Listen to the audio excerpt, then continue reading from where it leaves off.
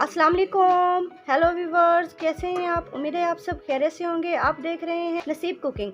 आज मैं आपको रमज़ान स्पेशल में आलू इमली का शरबत बाज़ार से कई गुना बेहतर वो भी घर पे बनाना सिखाऊंगी, जो कि 3 से 4 मिनट में तैयार हो जाता है।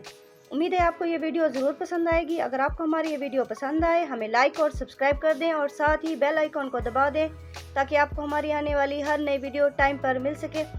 चलिए वीडियो शुरू करते हैं। इसके लिए हमने लिया है हाफ बाउल हमने पानी लिया था, जिसमें हमने आलू इमली और आलू बुखारा डाल दिया था, जो कि हमने तकरीबन आधा घंटा पहले भिगो दिया था। अगर आपके पास टाइम हो तो आप 2 घंटे 4 घंटे पहले भिगो सकते हैं। इसका कोई इशू नहीं है कि कितना देर पहले से आपने भिगोना है। और साथ ही 1 कटोरी के करीब हमने चीनी ली है, 1 चम्मच नमक लिया है और साथ ही 1 बाउल हमने पानी लिए है। चलिए बनाना शुरू करते हैं।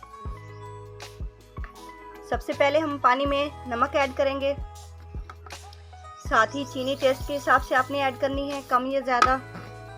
जितना ये पानी है आप इससे डबल शरबत बना सकते हैं और बिल्कुल ही इसमें कमी नज़र नहीं आएगी, बहुत ही टेस्टी बनेगा। अब हमने इसकी चीनी मेल्ट करनी है, फिर मैं आपको दिखाती हूँ। आप देख सकते हैं चीनी हमने अच्छे से मेल्ट कर ली है। अब हम इसे छान लेंगे। अगर आप चाहें तो आप इसे मलमल के कपड़े में भी छान सकते हैं। हमारे पास टाइम नहीं है, इसलिए हम छलनी में ही छान रहे हैं। आप सोच रहे होंगे कि हमने आलू इमली और आलू बुखारे के कितना दाने लिए थे, तो मैं आपको बताती हूँ। हमने 4 से 5 अदद आलू बुखारे के दाने लिए हैं और 14 से 15 अदद हमने आलू इमली के दाने लिए थे। अगर आप इसे मलमल के कपड़े में छानेंगे तो ये और ही ज़्यादा बेहतर है।